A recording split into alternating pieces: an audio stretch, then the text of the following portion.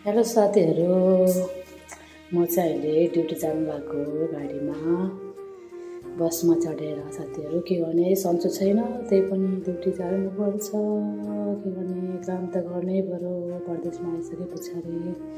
ल हेर्नुहोस् है साथीहरू, यहाँको भ्यूज कस्तो राम्रो छ है। त्यो त हेर्दाखेरि मात्रै राम्रो साथीहरू, बाहिरको घुम्ने वातावरण चाहिँ राम्रो छैन। हेर्ने वातावरण राम्रो छ तर घुम्नेलाई चाहिँ राम्रो लाग्दैन मलाई, किनभने एकदमै गर्मी हुन्छ क्या साथीहरू यहाँ। त्यही भएर चाहिँ यो हेर्नलाई मात्रै एकदम राम्रो छ, वातावरण रमणीय लाग्छ।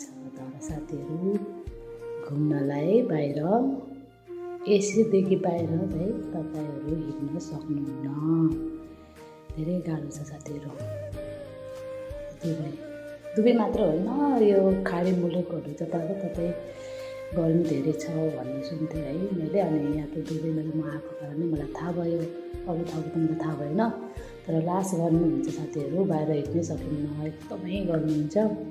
हामी चाहिँ अब बसभित्र छौँ, किनकि बसभित्र एसी हुन्छ नि त, त्यही कारणले चाहिँ यस्तो गर्मी भएको थाहा हुँदैन।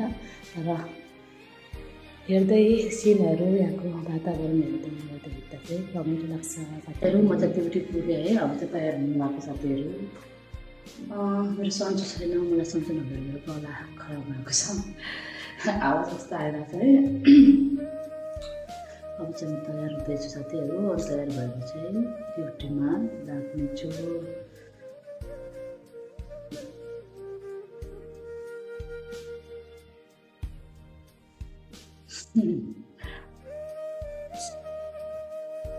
साथीहरू, अब यो भिडियोलाई चाहिँ म यतिकैमा बन्द गर्न गइरहेको छु साथीहरू, पिन गर्न गइरहेको छु। अब म ड्युटीतिर लागेँ।